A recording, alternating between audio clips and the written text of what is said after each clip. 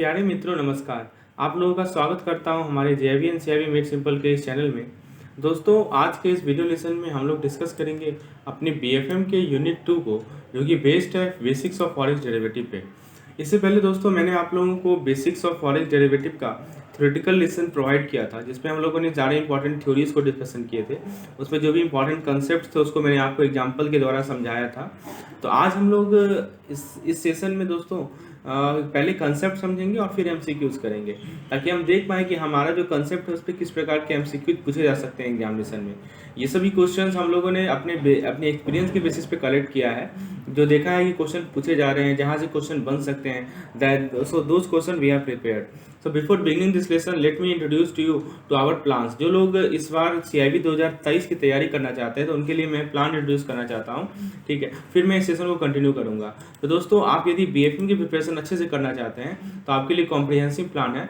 इस comprehensive plan के अंदर दोस्तों आपको जितने भी कंसेप्ट है सभी के थ्योरी वीडियो, एमसीक्यूज वीडियो, वो आपको यूनिट वाइज मिल जाएगा। इस प्रकार के जो एमसीक्यूज वीडियो मैंने बना रखे हैं उसका आपको पार्ट मिल जाएगा, क्योंकि ये केवल पार्ट 1 है। इस प्रकार से हम लोगों ने 6-7 पार्ट में कवर किया, यानी सभी के सभी एमसीक्यूज कवर होते हैं।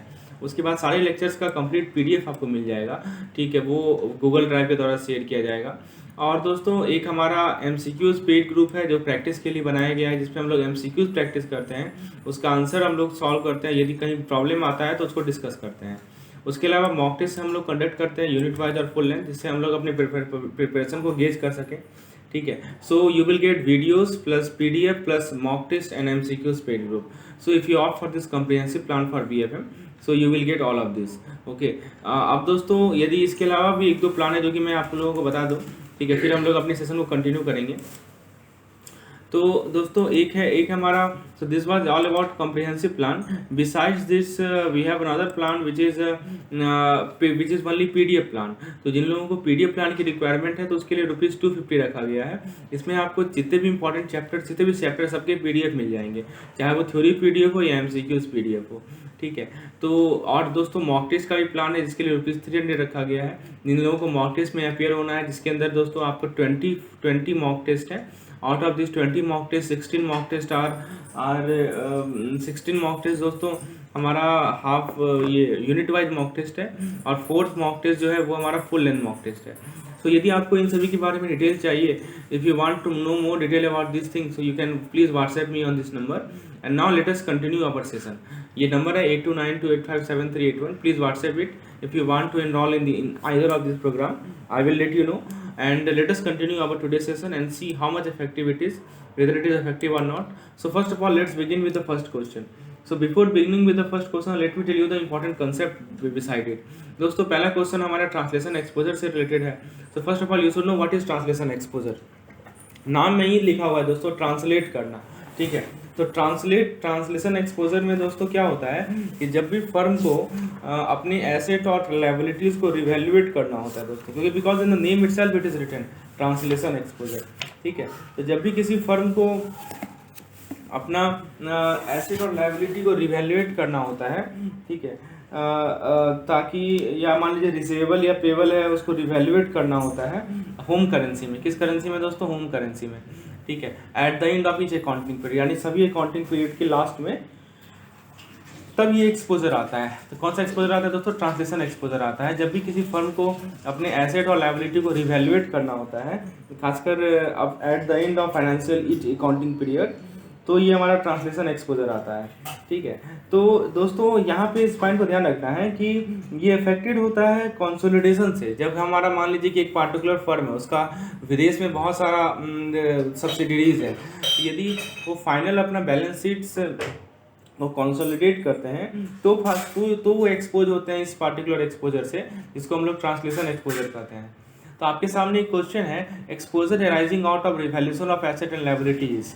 पहला ऑप्शन है ट्रांजैक्शन, दूसरा ऑप्शन है ट्रांसलेशन, तीसरा ऑप्शन है ऑपरेटिंग, और चौथा ऑप्शन है हमारा नन ऑफ दिस, ठीक है। तो इसका मैं आपको सही जवाब बताता हूं दोस्तों। अभी आपने देखा इसका सही जवाब है दोस्तों translation exposure, that means option number B is correct. चलिए अब जरा ऑपरेटिंग एक्सपोजर के बारे में थोड़ा देख लेते हैं। ऑपरेटिंग एक्सपोजर के बारे में क्या कहा गया है कि ये जो है किसी फर्म के बॉटम लाइन को अफेक्ट करता है। It affects the bottom line of the firm. किसी कंपनी के बॉटम लाइन को ये अफेक्ट करता है, ठीक है। अब देखिए इसमें क्या है कि अब बॉटम लाइन को तो अफेक्ट करता है, लेकिन किस कारण से अफेक्ट करता है? तो देखिए किसी फर्म का, किसी कंपनी के फॉरेन एक्सचेंज एक्सपोजर के द्वारा नहीं, डायरेक्टली नहीं, but due to other external factor. मान लीजिए मार्केट में कुछ ऐसे एक्सटर्नल फैक्टर हैं जैसे कि कंपटीशन में चेंज हो जाना, इंपोर्ट ड्यूटी में रेट कम हो जाना, कंपटीशन बढ़ जाना इंपोर्टेड गुड से। तो ये सभी के कारण ना, इन सभी चीज़ों के कारण क्या होता है कि हमारा ऑपरेटिंग एक्सपोजर आता है, इसके कारण हमारे फर्म के बॉटम लाइन, हमारे कंपनी के बॉटम लाइन अफेक्टेड होते हैं। ठीक है, so these all things causes the operating exposure because of which the bottom line of the firm और कंपनी गेट अफेक्टेड। मैंने आपको एग्जांपल बता ही दिया कि change in competition, reduction in import duty, increasing competition from imported goods.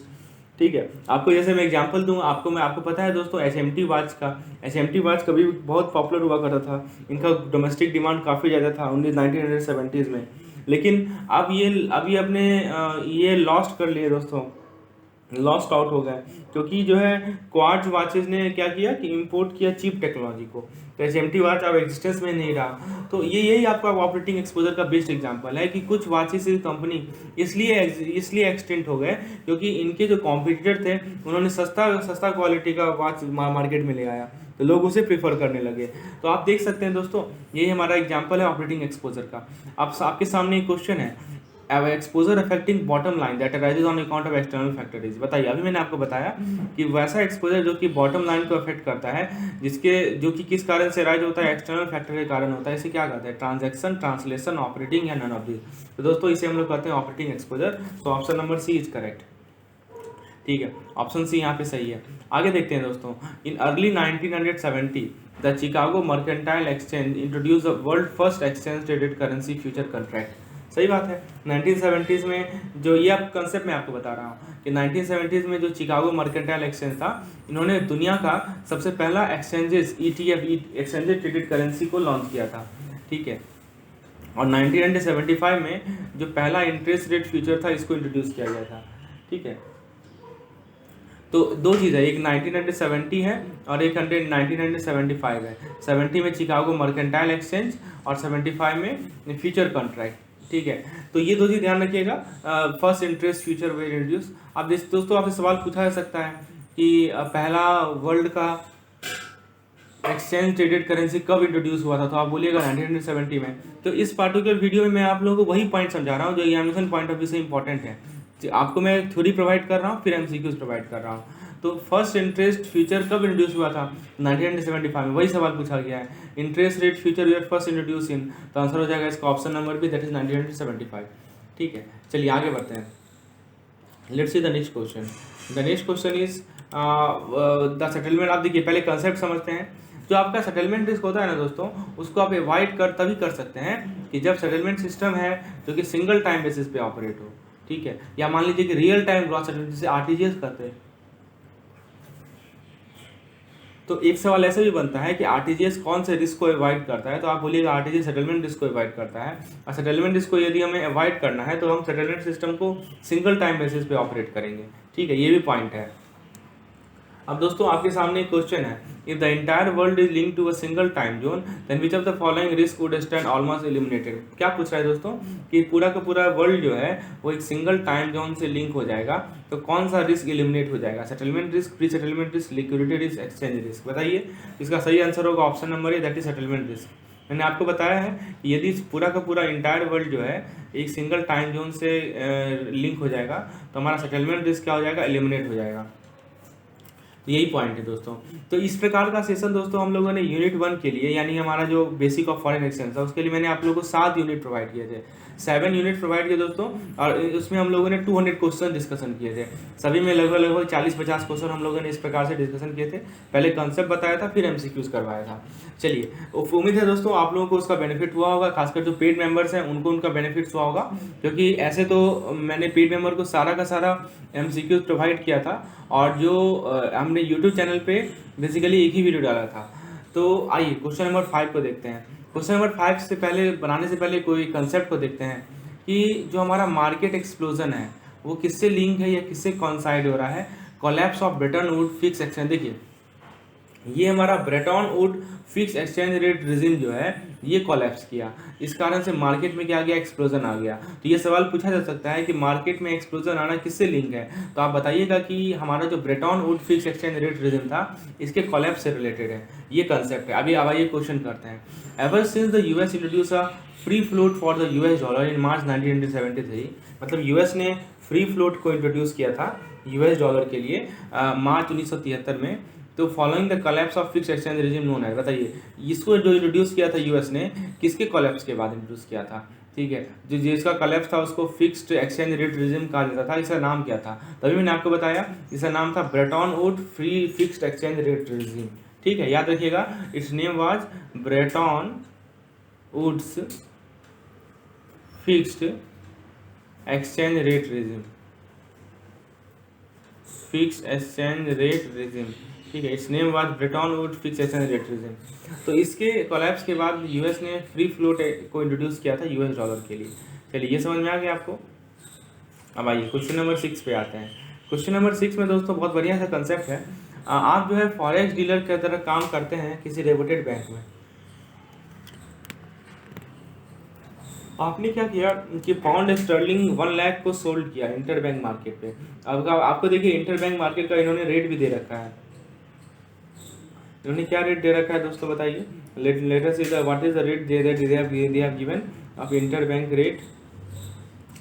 इन्होंने दे रखा है inter bank market में जो ये, हाँ, आपने पाउंड स्टर्लिंग 1 लाख को शो किया था इंटर बैंक मार्केट में, और रेट दिया हुआ है 1 पाउंड स्टर्लिंग बराबर 81.0700। ये ऑब्वियसली रुपीज़ का है, ठीक है। In the cover of an inward TT reported by your branch in India, मतलब आपकी ब्रांच ने रिपोर्ट किया कि इनवार्ड टेलीग्राफिक ट्रांसफर आ रहा है, ठीक है।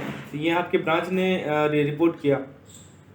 However, it was detected that transaction has been erroneously reported twice। Transaction जो है दो बार रिपोर्ट हो गया, ये कहा गया है दोस्तों, ठीक है। मतलब उसमें कुछ एरर होगा, there might be some error because of which it was reported twice and therefore required to cancel your sale। तो आप जो है कैंसिल करवाना है दोस्तों। चलिए आपको समझ में आ गया क्वेश्चन। अब सवाल ये है कि आपको स्टर्लिंग का स्टर्लिंग जो लोकल इंटरबैंक मार्केट में कोट किया गया था वो कोटेशन आपको दे रखा है। इन्होंने कोटेशन क्या दे रखा है कि स्पॉट टीटी जो आपका है वो पाउंड स्टर्लिंग 1 इजिकल टू ₹81 ये आपका बाई रेट है, ये आपका आस्क रेट है, और 1 मंथ फॉरवर्ड रेट इन्होंने दे रखा है। ये इन्होंने 1 मंथ फॉरवर्ड रेट आपको डायरेक्टली दे रखा है। आपसे पूछा है इन्होंने कि किस रेट पे कॉन्ट्रैक्ट को आप कैंसिल करेंगे। तो दोस्तों ये कैंसिलेशन का क्वेश्चन है, हम लोगों ने पिछले लेक्चर में अच्छे से डिस्कशन किया था कैंसिलेशन को। तो आइए हम लोग पहले से कंसेप्ट को समझते हैं, ठीक है। तो यहाँ पे दोस्तों क्या है कि हमारा जो इंडिया का ब्रांच है, ये मान लीजिए इंडिया का ब्रांच है, ठीक है। इसने बोला आपको कि हाँ इनवार्ड रेमिटेंस आ रहा है, ठीक है। और आपको मान लीजिए कि इसका जो बाई पोजीशन होगा, हमारा जो इंडियन ब्रांच है इसका जो बाई पोजीशन होगा, खरीदने का जो पोजीशन होगा, इसको कवर करने के लिए आपने क्या किया कि पाउंड स्टर्लिंग को बेच दिया। यही लिखा है ना, you have sold pound Stirling in the inter market in the cover of ITT, मतलब आपने पाउंड स्टर्लिंग को बेच दिया, ठीक है। अब दोस्तों इस ट्रांजेक्शन को कैंसिल करना है, तो आपने किया क्या, आपने सोल्ड किया है ना पाउंड स्टर्लिंग को, और आपको इसी को कैंसिल करना है। तो कैंसिल करने का मतलब क्या हुआ कि आपने जिसको बेचा है उसको दोबारा खरीद लीजिए। That means you will buy pound sterling again. ये ना होगा दोस्तों, आपने बेसिकली क्या किया कि ये जो पाउंड स्टर्लिंग था इसको सेल कर दिया, ठीक है। तो आपने पाउंड स्टर्लिंग को सेल किया, लेकिन अभी ट्रांजेक्शन यदि कैंसिल हो रहा है तो आपको दोबारा उसे खरीदना पड़ेगा। तो you need to buy pound sterling again. अब आपको रेट्स क्या दे इन्होंने दे रखा है, रेट्स दे रखा है 81.0700 ऑब्लिक 81.1150, ठीक है। तो अब आपको दोस्तों पाउंड स्टर्लिंग खरीदना है, लेकिन पाउंड स्टर्लिंग कहाँ से खरीदना है, किसी दूसरे बैंक से खरीदना है, ठीक है। तो पाउंड स्टर्लिंग कहाँ से खरीदेंगे, किसी दूसरे बैंक से खरीदेंगे। तो जो दूसरे बैंक का आपका सेल रेट होगा वो आपके लिए बाय रेट होगा, ठीक है। तो यहाँ पे सेल रेट कितना है 81.1150, तो यही आपका क्या हो जाएगा, बाय रेट हो जाएगा। तो आंसर हो जाएगा दोस्तों option number B, that is 81.1150। वैसे भी आपको ये कंसेप्ट पता होना चाहिए कि आपने पाउंड स्टर्लिंग को बेच दिया तो उसको आपको खरीदना है, तो खरीदेंगे तो दूसरे बैंक से ना, तो दूसरे बैंक तो आपको यही कोटेशन देगी 81.1150। तो that will be the rate at which sale contract would be cancelled. तो ये बेसिक सा कंसेप्चुअल क्वेश्चन था, इस पर कैलकुलेशन जरा सा भी नहीं है, लेकिन आपको समझ में आना चाहिए कि कैंसिलेशन में क्या कंसेप्ट है, ठीक है। आइए नेक्स्ट क्वेश्चन देखते हैं। नेक्स्ट क्वेश्चन दोस्तों गैप रिस्क से रिलेटेड है, gap risk arise when there is change in interest rate and the following condition exist. तो गैप रिस्क आपने पढ़ा है, ठीक है। गैप रिस्क कब अराइज होता है कि जब इंटरेस्ट रेट में चेंज आ जाए, और कुछ कंडीशंस होते हैं गैप रिस्क के, वो कौन से कंडीशन है यहाँ पे सवाल पूछा गया है, ठीक है। तो गैप रिस्क का मतलब ये है कि आपका adverse movement of interest rate या इंटरेस्ट रेट डिफरेंशियल, ठीक है। तो इसमें सबसे पहला है holding asset and liability with different principal amount, यानी आप एसेट एंड लायबिलिटी होल्ड कर रहे हैं जिनका प्रिंसिपल अमाउंट अलग है। दूसरा कर रहा है कि holding asset and liability with different maturity date, यानी कि आप एसेट एंड लायबिलिटी होल्ड कर रहे हैं अलग मैच्योरिटी डेट का। सी कर रहा है बोथ ए एंड बी, और डी कर रहा है दोस्तों नाइदर ए नॉर बी। तो यहाँ पे दोस्तों किस कारण से आपका गैप रिस्क आता है, ये सवाल है। तो एक पॉइंट हमें पता है कि यहाँ पे एसेट और लायबिलिटी के बीच में मिसमैच क्रिएट होता है, ठीक है। So now here the question is for which region. So दोस्तों देखिए, सबसे पहले मैं आपको कंसेप्ट समझाता हूँ। इसका सही आंसर है option number C, that is both A and B. यानी आप एसेट एंड लायबिलिटी ऐसा होल्ड कर रहे हैं जिनका प्रिंसिपल अमाउंट भी अलग है, जिनका मैच्योरिटी डेट भी अलग है, तो this will cause gap risk to arise. So both option are correct, A and B both are correct, okay. So correct answer is option number C. अब दोस्तों ये कंसेप्ट को समझिए, ठीक है। ओपन पोजीशन का और क्लोज पोजीशन का, लॉन्ग पोजीशन का, शॉर्ट पोजीशन का। देखिए किसी भी करेंसी का जो पोजीशन होता है वो तब अराइज होता है जब एसेट और when the asset and outstanding contract to purchase that currency exceed the liability. देखिए एक तरफ होगा हमारा एसेट, ठीक है। तो एसेट यदि मान लीजिए कि लायबिलिटी से ज़्यादा है, ठीक है, लायबिलिटी से ज़्यादा है दोस्तों, तो वहाँ पे किसी भी करेंसी में तो वहाँ पोजीशन अराइज होता है। अब कौन सा पोजीशन अराइज होता है वो मैं आपको आगे बताता हूँ, ठीक है। व्हेन एसेट एक्सीड लायबिलिटी, ठीक है। तो when asset and outstanding contract to purchase that currency, मतलब जो कॉन्ट्रैक्ट है उस करेंसी को परचेज करने का, वो लायबिलिटी या outstanding contract to sell that currency ज़्यादा हो तो वहाँ पोजीशन आता है। तो अब जरा मैं आपको बात करता हूँ कि एसेट यदि लायबिलिटी से ज़्यादा है तो उसे कहा जाता है लॉन्ग पोजीशन या ओवरबॉट पोजीशन। याद रखिएगा, एसेट लायबिलिटी से ज़्यादा है तो आप कहेंगे उसे लॉन्ग पोजीशन या ओवर, आपने ज़्यादा खरीद लिया है, इसीलिए इसको कहा जाता है ओवरबॉट पोजीशन। ये मैंने समझाया भी था आप लोगों को। और दूसरे केस में दोस्तों एक चीज़ मैं आपको समझाता हूँ दोस्तों, जब एसेट लायबिलिटी से ज़्यादा होगा तो लॉन्ग या ओवरशॉट पोजीशन आपको समझ में आ रहा है। एक एग्जांपल लीजिए, आपको कंसेप्ट क्लियर होगा। जैसे मान लेते हैं कि $1 जो है वो आज के दिन में $1 जो है वो है 70 रुपीज़, ठीक है। और कल के दिन में, कल यानी कि फॉरवर्ड रेट जो है हमारा, फॉरवर्ड रेट मान लीजिए हो गया 66 रुपीज़। तो आप यहाँ एक चीज़ बताइए कि यहाँ पे क्या हो रहा है कि मान लीजिए आपने आज के दिन ही जो है बहुत सारा डॉलर खरीद लिया, और क्या रेट पे खरीदा, आपने 70 रुपीज़ के रेट से खरीदा, और कल क्या हुआ दोस्तों, डॉलर का वैल्यू घट गया, तो आप लॉस में है ना, ठीक है। आपने ओवरबाउट किया, तो ओवरबाउट में लॉस में कब होता है, जब करेंसी डेप्रिसिएट होता है, यानी आप रिस्क से एक्सपोज्ड हैं। इसीलिए यहाँ लिखा गया है कि यदि बैंक के पास लॉन्ग या ओवरबाउट पोजीशन है तो वो रिस्क से तब एक्सपोज होगा कि जब करेंसी वैल्यू में डेप्रिसिएट हो जाए, ठीक है। क्योंकि आपने आज के डेट में ही 70 रुपये में बहुत सारा डॉलर खरीद लिया और कल के डेट में वो 66 रुपीज़ हो गया, तो इस कारण से हम जो है रिस्क से एक्सपोज हो गए, जिसको हम लोग कहते हैं लॉन्ग रिस्क या लॉन्ग पोजीशन या ओवरबॉट पोजीशन। ये समझ में आ गया। दूसरा केस में क्या होता है कि आपका लायबिलिटीज जो है वो एसेट से ज़्यादा हो जाता है, so your liabilities is more than asset, ठीक है। और जब लायबिलिटीज एसेट से ज़्यादा होता है तो उसको हम लोग कहते हैं ओवरसोल्ड पोजीशन। उसको क्या बोलते हैं दोस्तों, ओवरसोल्ड पोजीशन, या उसको शॉर्ट पोजीशन भी कहा जाता है। ये टर्म याद रखिएगा। अब इसमें लॉस का होगा मैं आपको बताता हूँ, इसमें रिस्क से आप कब एक्सपोज होंगे। जैसे मान लीजिए कि $1 है 70 रुपया, और फॉरवर्ड रेट जो हो गया, कल के डेट में रेट हो गया वो 76 रुपीज़ हो गया। आपने आज 70 रुपये में बहुत सारा डॉलर बेच दिया, लेकिन कल यदि आप बेचे होते तो आपको प्रॉफिट हो जाता, लेकिन आपने आज ही बेच दिया बहुत सारा, तो आपको लॉस हो गया ना। तो इसे ही कहते हैं हम लोग ओवरसोल्ड पोजीशन। तो ओवरसोल्ड पोजीशन में आप रिस्क से तब एक्सपोज होते हैं जब करेंसी एप्रिसिएट होता है। ये चीज़ क्लियर हो गया दिमाग में, वेरी वेरी इंपॉर्टेंट कंसेप्ट, ठीक है। बहुत सा इंपॉर्टेंट कंसेप्ट है। अब इस पे बेसिस पे हम लोग कुछ क्वेश्चन करते हैं। At the end of trading day an excess position of foreign currency bought और सोल्ड इज कॉल्ड। बताइए, मतलब आपका ट्रेडिंग डे खत्म हो गया और आपके फॉरेन करेंसी का एक्सेस पोजीशन है, या तो ज़्यादा बाउट है या ज़्यादा सोल्ड है, इसको आप क्या कहते हैं।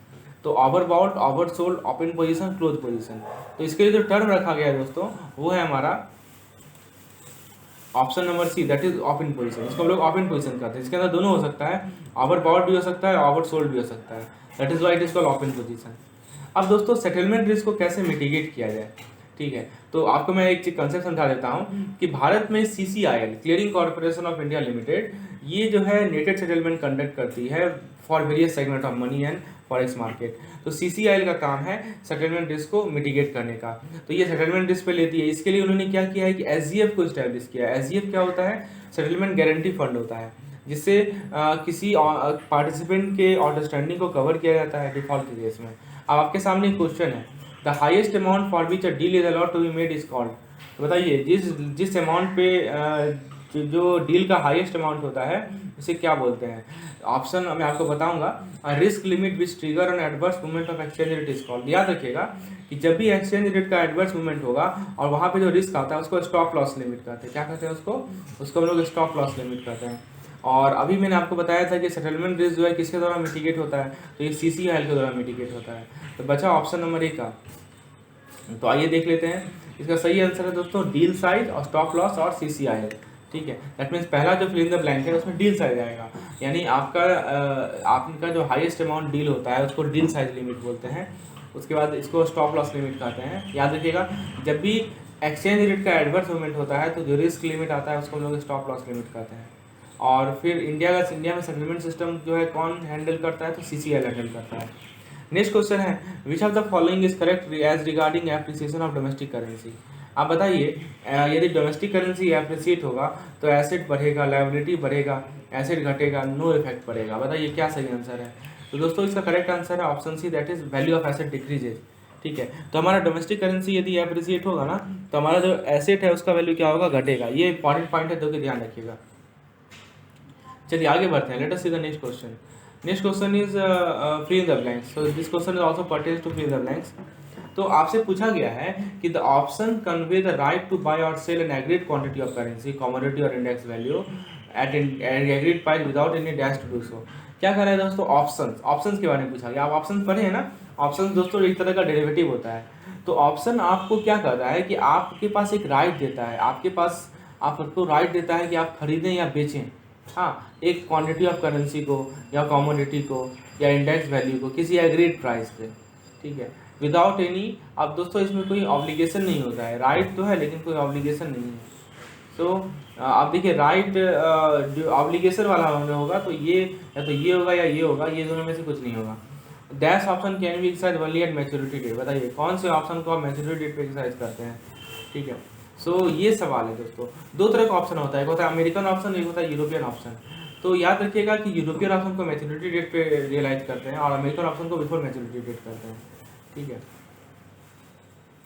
उसके बाद 2008 में जो currency market features have also been started in the dash market. तो करेंसी फीचर जो है किस मार्केट में? तो इंडियन मार्केट में भी स्टार्ट हो गया 2008 में। ठीक है, आगे देखते हैं दोस्तों। आगे आप कुछ लिमिट्स के बारे में आपको बता दो तुरंत, फिर हम लोग क्वेश्चन पे आते हैं। तो इन ICG के द्वारा कुछ लिमिट्स प्रिस्क्राइब किए गए हैं। ओवरनाइट लिमिट क्या होता है? तो ओपन पोजीशन या एक्सपोजर का मैक्सिमम अमाउंट जो कि बैंक ओवरनाइट रखती है जब मार्केट क्लोज हो जाता है तब। फिर डे लाइट लिमिट क्या होता है? Maximum amount of open position और एक्सपोजर जो कि बैंक अपने आप को एक्सपोज करती है किसी भी दिन के टाइम में। ठीक है, तो उसको डे लाइट लिमिट कहती है, नाम ही रखा गया डे लाइट लिमिट। ओवरनाइट मतलब रात के समय। ठीक है, 14 डेज। नाउ गैप लिमिट क्या होता है? Maximum month exposure which a bank can keep are called gap limit. यहाँ पे कीवर्ड है month exposure. Counterparty limit क्या होता है? Maximum amount that a bank can expose itself to a particular counterparty, यानी maximum amount जो कि एक बैंक अपने आप को एक काउंटर पार्टी से एक्सपोज कर सकती है। कंट्री रिस्क क्या होता है? Maximum exposure on a single country. Dealer limit क्या होता है दोस्तों? Maximum amount of dealer can keep exposure during operating hour में कितना डीलर एक्सपोज हो सकता है उसको कहते हैं dealer limit. Stop loss limit आपको मैंने बताया ही दिया कि risk against the position held. ठीक है, तो आपने जो पोजीशन हेल्ड किया उसके अगेंस्ट जो रिस्क होता है उसको हम लोग कहते हैं स्टॉप लॉस लिमिट। ये सब पॉइंट आपको ध्यान रखना है। अब दोस्तों हम लोग इस पर कुछ क्वेश्चन कर लेते हैं। सेटलमेंट रिस्क बता दिया आपको, maximum amount of exposure to any entity. ठीक है, डील साइज लिमिट क्या होता है? Highest amount of deal can be entered. अभी देखिए एक सवाल है, which of the following regarding various limit under risk management are match to their explanation. Match कौन कौन सा है? Dealer limit, maximum amount of dealer can keep exposure during operating hour. बताइए सही है? अभी मैंने डीलर लिमिट आपको बताया था कि डीलर लिमिट में क्या होता है कि maximum amount of dealer can keep exposure during operating hour, तो वही लिखा हुआ है ना, ये सही है। Stop loss limit, maximum amount of rate against the position had to trigger the limit, ये भी सही है। फिर country risk maximum exposure to countries, country risk में क्या देखा हमने, जो हमारी कंट्रीज को मैक्सिमम एक्सपोजर होता है। फिर settlement is maximum exposure to any entity upon spot date और ऑन फ्यूचर डेट। दोस्तों बताइए कौन सा सही आंसर है, तो इसमें ए, बी और डी, सी नंबर गलत है। Country is maximum exposure to country, this is wrong. Okay, country is not maximum exposure to countries.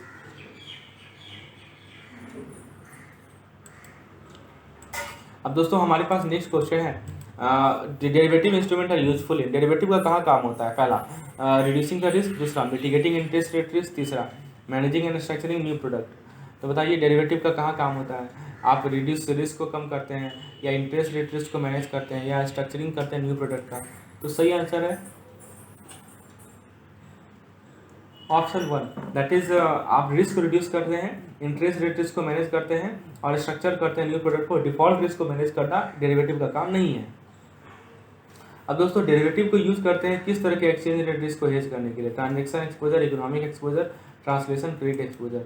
Correct answer is transaction exposure. Derivative का काम ही है कि वो ट्रांजैक्शन एक्सपोजर को हेज करने के लिए काम आए। अब दोस्तों ट्रांजैक्शन एक्सपोजर क्या करता है कि ये आपको रिस्क मेजर करता है। ध्यान दीजिएगा, इसके सवाल अभी पूछा जाएगा, column A match the following type question है।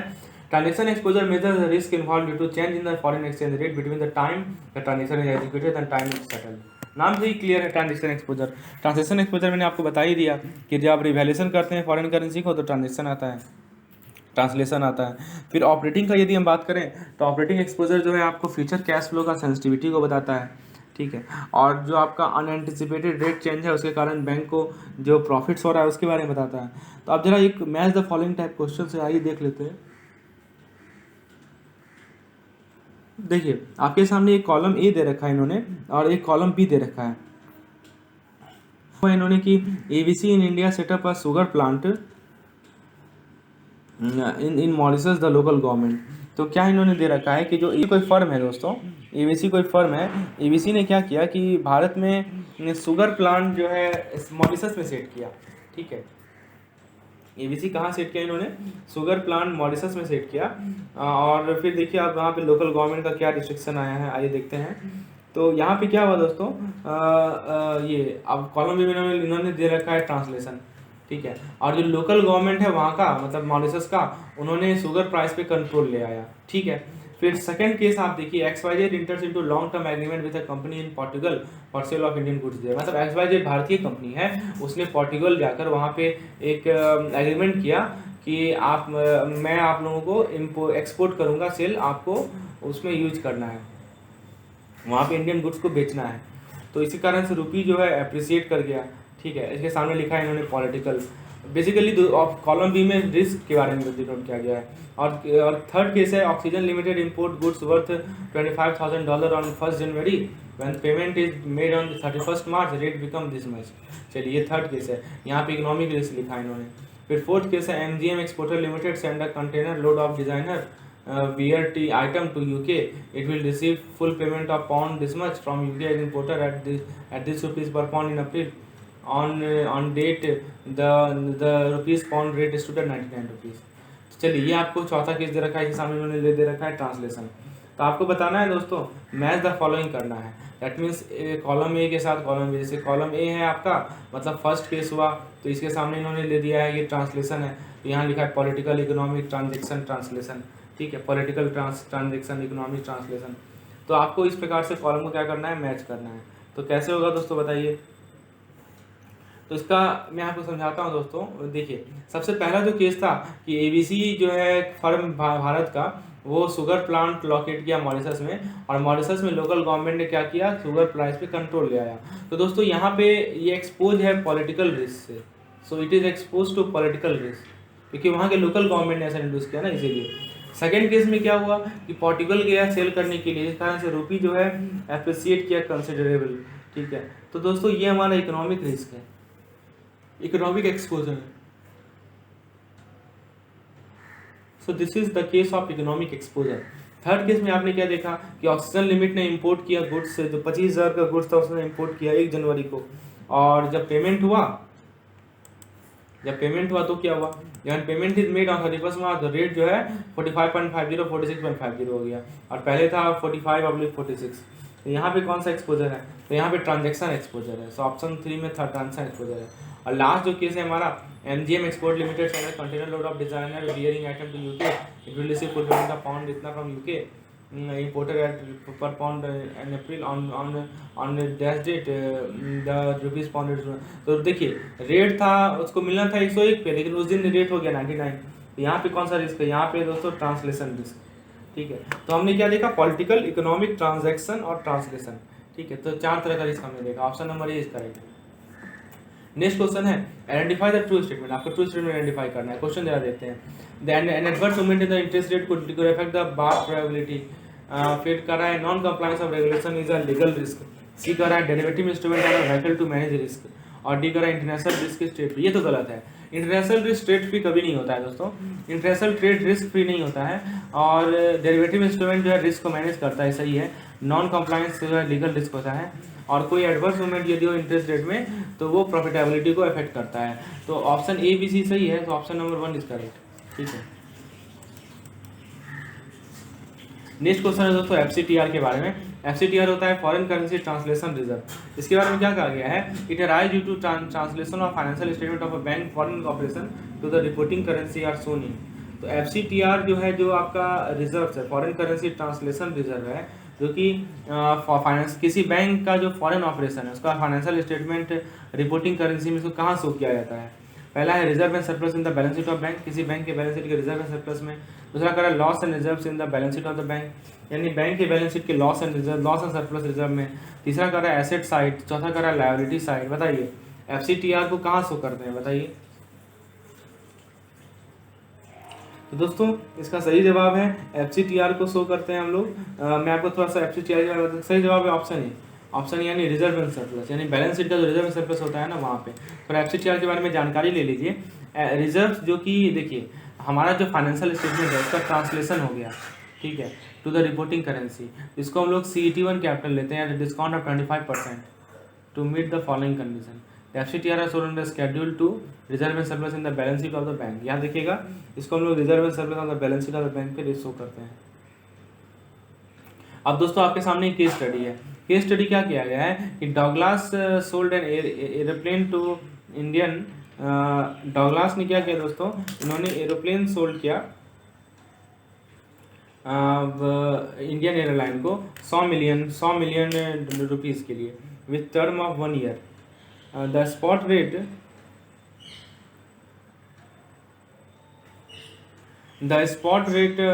for the Indian rupees is 0.15 per dollar, and McDonald expect to exchange 100 million rupees for $15 million when payment is received. The spot rate for rupee declined to $0.4 1 year from today. What is the potential transaction gain or loss? आपको बताना है कि transaction में कितना gain हुआ, कितना loss हुआ, ये बताना है। तो देखिए इस केस में जो आपका एक्सपेक्टेड अमाउंट होगा यहाँ पे दोस्तों 15 मिलियन है और एक्चुअल अमाउंट कितना है, वो 14 मिलियन है। तो यहाँ पे एक्सचेंज लॉस कितना होगा,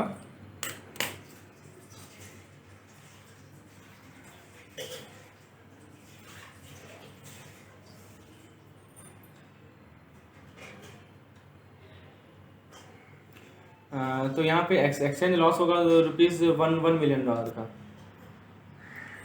So answer will be exchange loss is what is the potential transaction gain or loss? It is nothing but $1 million. Option C, that is minus $1 million. Now which risk arise if one of the parties in trade transaction does not settle the account on date but later? तो मान लीजिए कि trade transaction में जो parties हैं उसने account को settle नहीं किया लेकिन बाद में सेटल किया, तो कौन सा रिस्क राइज होगा, liquidity risk, principal risk, replacement cost risk, third party risk. तो दोस्तों यहाँ पे लिक्विडिटी रिस्क राइज होता है कि यदि जो है एक पार्टी ट्रेड ट्रांजेक्शन में सेटल नहीं किया अकाउंट को उस दिन बल्कि बाद में किया। नेक्स्ट क्वेश्चन है maintaining a foreign currency account is helpful in avoiding transaction risk, avoiding exchange risk.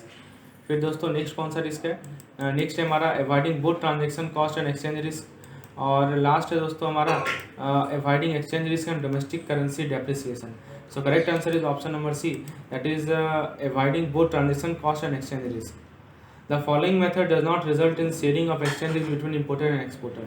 तो आपको यदि इंपोर्टर और एक्सपोर्टर के बीच में एक्सचेंज रिस्क को शेयर करना है तो कौन सा मेथड नहीं है, denominating in third currency, denominating partly in importer currency and partly in exporter currency, entering an exchange rate clause contract, denominating in domestic currency. So the correct answer is denominating in domestic currency. ठीक है, तो आप यदि domestic currency में denominate कर रहे हैं तो उस कारण से एक्सचेंज इसका शेयर नहीं हो रहा है इम्पोर्टर एक्सपोर्टर में, ये पॉइंट है। नेक्स्ट क्वेश्चन है दोस्तों, what kind of risk on settlement is covered by Herstatt risk. तो हर्स्टेड रिस्क जो है हर्स्टेड रिस्क के कारण जो है कौन सा रिस्क सेटलमेंट पे कवर होता है जिसके लिए BCBS का फॉर्मेशन हुआ था? Exchange rate risk, time difference risk, interest rate risk, none of this. So correct answer is time difference risk. Time difference risk जो है वो कवर होता है हर्स्टेड रिस्क से जिसके लिए BCBS का फॉर्मेशन हुआ था। तो इसके बारे में आप कुछ पॉइंट भी देख लीजिए कि फॉरेन एक्सचेंज ट्रांजेक्शन के सेटलमेंट में जो प्रिंसिपल रिस्क था उसे कहा जाता है टेम्पोरल रिस्क, उसे कहा जाता है हर्स्टेड रिस्क, उसे कहा जाता है फॉरेन एक्सचेंज सेटलमेंट रिस्क। क्यों कहा जाता है? क्योंकि 1974 में हर्स्टेड बैंक हाउस हर्स्टेड का फेलियर हुआ था। ठीक है, तो ये पॉइंट है। नेक्स्ट क्वेश्चन है, विच risk arises if one of the parties in trade transaction does not settle the account on date but later। यानी जो आपके एक पार्टीज है ट्रेड ट्रांजेक्शन में, उन्होंने अकाउंट को सेटल नहीं किया डेट पे लेकिन बाद में सेटल किया, तो कौन सा रिस्क आता है? Liquidity risk, principal risk, replacement cost risk, third party risk. तो इसे कहते हैं हम लोग लिक्विडिटी रिस्क। यदि ट्रेड ट्रांजेक्शन में एक पार्टीज ने एक अकाउंट को सेटल नहीं किया, बाद में सेटल किया, तो इसे कहते हैं हम लोग liquidity risk. Next question is the exchange rate risk associated with falling asset value in foreign subsidiaries caused by currency fluctuation. यानी करेंसी में ज़्यादा फ्लक्चुएशन आ रहा है, जिस कारण से क्या हो रहा है कि फॉरेन सब्सिडरीज में जो एसेट है उसका वैल्यू घट रहा है, तो वहाँ पे कौन सा रिस्क आता है? तो अभी ने आपको बताया था, उसे कहते हैं हम लोग ट्रांसलेशन एक्सपोजर। ठीक है, एसेट और जब भी आपका एसेट और लायबिलिटीज़ का रिवैल्यूएशन होता है दोस्तों, तो वहाँ पे ट्रांसलेशन एक्सपोजर आता है। जैसे आपको मैं यहाँ पे एग्जांपल देख लीजिए, कोई MNC है, मल्टीनेशनल कॉर्पोरेशन है, उसको लग रहा है कि उसका एसेट का वैल्यू घट रहा है क्योंकि फॉरेन करेंसी में डिनोमिनेटेड है। ठीक है, और जब मतलब उसका एसेट का वैल्यू तब घट रहा है जब फॉरेन करेंसी डेप्रिसिएट हो रहा है। ठीक है, तो ये हमारा किसका एग्जांपल है? ये this is example of translation exposure. Next question is bank A का जो एसेट है और आउटस्टैंडिंग कॉन्ट्रैक्ट है कि $US को परचेज करने का, वो लायबिलिटी से ज़्यादा एक्सीड कर रहा है। तो इस केस में बैंक ए का पोजीशन क्या है? तो एसेट देखिए, एसेट यदि लायबिलिटी से ज़्यादा है, इफ एसेट एक्सीड लायबिलिटी, ठीक है, तो अभी मैंने आपको बताया था इसे कहते हैं हम लोग लॉन्ग पोजीशन या ओवरबाउंड पोजीशन। ठीक है, सो इस correct answer is option number B. दोस्तों एक कंसेप्ट को समझिए कि एक्सचेंज रेट का जो मूवमेंट होता है वो हमारे फॉरेन का एक्सचेंज होल्डिंग को एडवर्सली अफेक्ट कर सकता है, जिसके अंदर रिसीवेबल आता है, पेबल आता है, यदि आप उसे अप्रोप्रिएट टाइम पे कवर नहीं करेंगे और खासकर आप मार्केट मूव पे वॉच नहीं करेंगे। तो नॉर्मली डीलर को एक्सपेक्ट किया जाता है कि ट्रांजेक्शन को इमीडिएटली कवर करो, ठीक है, विदाउट लॉस ऑफ टाइम। यदि इसको नहीं किया जाएगा तो यहाँ पे वो एक्सचेंज रिस्क से एक्सपोज हो जाता है, ये ध्यान रखिएगा। तो आप जैसे एक सवाल है कि इसी बेस्ड क्वेश्चन है कि movement in exchange rate can adversely affect the value of a foreign currency holding if not covered at appropriate time which due was on market move। normally dealer expected to same data लिखा हुआ है, ठीक है, expected to cover the transaction immediately if this is not done then in exposed to। बताइए कौन सा risk expose है? Exchange risk, currency risk, settlement risk, pre settlement risk. देखिए ये अभी मैंने आपको बताया ना कि यदि आप उसे इमीडिएटली नहीं करेंगे ट्रांजेक्शन को कवर, तो ये हमारा एक्सपोज होता है एक्सचेंज रिस्क से। Option number A is correct. अब दोस्तों नेक्स्ट क्वेश्चन को देखते हैं। नेक्स्ट क्वेश्चन में पूछा गया है कि एक्सचेंज रेट का जो मूवमेंट होता है उस कारण से डीलर का ओपन पोजीशन को लॉस होता है। आपको ट्रू स्टेटमेंट बताना है। Reserve Bank of India is not authorise bank to approve limit related to foreign exchange operation. यानी बैंकों को लिमिट को अप्रूवल का अथॉरिटी नहीं दिया गया है। सी कह रहा है कि सेटलमेंट रिस्क को अवॉइड किया जाएगा यदि सेटलमेंट जो है रियल टाइम बेसिस पे किया जाएगा। और डी कह रहा है कि Herstatt risk was not in any way related to settlement default. Herstatt risk जो है सेटलमेंट डिफॉल्ट से रिलेटेड नहीं था। अब आइए बताना है आपको कौन सा ट्रू स्टेटमेंट है। तो दोस्तों इसमें पहला जो स्टेटमेंट है कि एक्सचेंज रेट का मूवमेंट जो है डीलर की ओपन पोजीशन के लिए लॉस होती है, तो मैंने देखा ही है। जैसे आपने देखा होगा दोस्तों कि एक्सचेंज रेट जो है डिवैल्यूड हो जाएगा, यदि ओवर वैल्यूड हो जाएगा तो हमारा जो ओवर बाउट या ओवर सोल्ड पोजीशन होता है उसके लिए लॉस होता है। तो ऑप्शन ए तो सही है। और बी जो कह रहा है कि Reserve Bank has not authorise, ये गलत है। रिजर्व बैंक ने ऑथराइज किया है बैंक को कि आप लिमिट लगा सकते हैं, बहुत सारा लिमिट भी उन्होंने बताया है, stop loss limit, dealer size limit. फिर सी जो कर रहा है कि सेटलमेंट रिस्क को अवॉइड तभी कर सकते हैं यदि रियल टाइम बेसिस पे होता है, तो ये सही है, राइट। और हर्स्टेड रिस्क जो है सेटलमेंट डिफॉल्ट से रिलेटेड नहीं, ये गलत है दोस्तों, ठीक है। तो option A and C are correct. Next question है दोस्तों हमारे सामने, you work as forex dealer of reputed bank, you had sold pound sterling 1 lakh in the inter bank, it was deducted. ये तो मैंने आपको बताया है अभी, ठीक है। तो कौन कितना अमाउंट आपको रिसीव होगा जब आप सेल कॉन्ट्रैक्ट में इंटर करेंगे, तो अभी मैंने आपको बताया था कि इसमें अमाउंट की बात की जा रही है ना, ठीक है। हाँ, तो बाय रेट यूज़ करना पड़ेगा यहाँ पे हमें, क्योंकि यहाँ पे सेल कॉन्ट्रैक्ट है। तो जब कैंसिल करते हैं सेल कॉन्ट्रैक्ट को, तो हम क्या करेंगे, बाय रेट यूज़ करते हैं। ये बेसिक यहाँ लिखा है ना, when you originally enter into sale contract, मतलब ऑरिजिनली आप सेल कॉन्ट्रैक्ट में थे और फिर आपने उसे कैंसिल किया, तो ऑब्वियस सी बात है cancellation is done at opposite rate, ये बेसिक कंसेप्ट है। तो बाइंग रेट पे करेंगे। बाइंग रेट क्या है हमारा 81.0700, तो 81.0700 हमारा बाइंग रेट है। और एक्चुअल अमाउंट कितना है दोस्तों, एक्चुअल अमाउंट जो ट्रांजेक्शन का है वो है 1 लाख। कितने का है दोस्तों, वो है 1 लाख का।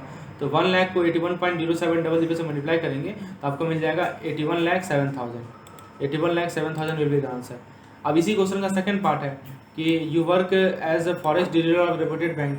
आपने पाउंड स्टर्लिंग इतना बेचा इंटरबैंक मार्केट में इस रेट से, ठीक है, और it was detected that your transaction has been erroneously reported twice.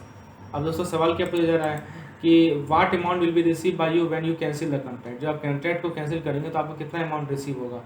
तो जब आप कैंसिल करेंगे कॉन्ट्रैक्ट को, ठीक है, तो money we are going to buy the pound sterling and pound can be bought for इतना। The amount required to buy the pound are 81,1500। Various limit fix by board of director of bank to manage the risk are fix taken into account the. यानी board of director जो बहुत सारे risk limit fix करते हैं, तो उसमें किस बातों का ध्यान रखते हैं। पहला प्रॉफिट कंसिडरेशन, दूसरा risk appetite of the bank, तीसरा only risk reward equilibrium BNC। तो दोस्तों वो रिस्क एपिटाइट पे ध्यान रखते हैं और रिस्क रिवार्ड को भी ध्यान रखते हैं। देखिए यदि बैंक को लिक्विडिटी रिस्क से प्रोटेक्ट करना है तो बैंक को जो है जो मैच्योरिटी, देखिए जो एसेट का मैच्योरिटी या जो लायबिलिटी का मैच्योरिटी है उसमें जो मिसमैचेज है उसको कंट्रोल करना पड़ेगा, तब जाके लिक्विडिटी रिस्क मैनेज होगा। यानी जो हमारे एसेट और लायबिलिटीज़ के मैच्योरिटी के जो मिसमैच है उसको कंट्रोल करना पड़ेगा। तो कैसे कंट्रोल करते हैं, तो लिमिट्स को फिक्स करते हैं, ठीक है, और क्या करते हैं हम लोग, ओपन पोजीशन को रिड्यूस करते हैं। तो ओपन पोजीशन को रिड्यूस करना, लिमिट को फिक्स करना, ठीक है, इससे हमारा क्या होगा कि एसेट और लायबिलिटी के मैच्योरिटी मिसमैच को कंट्रोल कर सकेंगे। तो पहला है liquidity risk is control through reducing open position, सही है। Controlling mismatches between maturity asset and liability, ये भी सही है। फिक्सिंग लिमिट और मैच्योरिटी मिसमैच, ये भी सही है। तो तीनों सही है, तो ऑप्शन डी करेक्ट होगा। एक डीलर है ओपन पोजीशन में जिसको गेन हुआ, जैसे डॉलर जो है रुपीज़ में एप्रिसिएट हुआ, तो यहाँ पे ओवर सोल्ड है या ओवर बाउट है। तो दोस्तों आप एग्जांपल ले लीजिए, ऐसे मान लीजिए कि $1 है मान लीजिए 70 रुपीज़ और एप्रिसिएट हो गया, मतलब अब हो गया 74 रुपीज़। तो आप देखिए यदि मान लीजिए कि ओवर सोल्ड होता, यानी मान लीजिए कि 70 पे ही वो ज़्यादा बेच देगा, तो दोस्तों उसको गेन तो होगा नहीं। तो वो यदि ओवर बाउट होगा तो उसको गेन होगा, कि 70 पे ज़्यादा खरीद लेगा तो क्या होगा, कल के रेट में उसको 74 पे मिलता, लेकिन आज उसने 70 पे खरीद लिया, तो वो ओवर बाउट होगा। समझ रहे हैं ना। यदि मान लीजिए कि वो नहीं खरीदता 70 पे, तो उसको 74 पे खरीदना पड़ता, तो उसको 70 पे खरीद लिया तो प्रॉफिट हो गया ना, तो यही गेन कर रहा है, ठीक है। इसीलिए ऑप्शन नंबर बी करेक्ट होगा। तो इस तरह का सवाल को आप कंसेप्चुअली देखिए तो आपको याद रहेगा, रटने की जरूरत नहीं है। Dash was introduced in India in August 2009 to help bank and other interested eligible parties to hedge the interest rate risk. तो इंटरेस्ट रेट रिस्क को हेज करने के लिए क्या इंट्रोड्यूस हुआ था 2009 में, बताइए। तो इसका आंसर है दोस्तों option C, that is interest rate future was introduce. क्या इंट्रोड्यूस हुआ था, इंटरेस्ट रेट फ्यूचर इंट्रोड्यूस हुआ था, ठीक है, कब 2009 में। Forward rate agreement is an agreement when, जब दो पार्टीज जो है इंटरचेंज करते हैं करेंसी टाइप को स्पेसिफाइड अमाउंट के लिए रेट ऑन फ्यूचर रेट, तो उसको कहते हैं हम लोग forward rate agreement. Option A is correct. चलिए तो आज के लिए हम लोग इतना ही क्वेश्चन रहने देते हैं। In the next session we will discuss more question. धन्यवाद।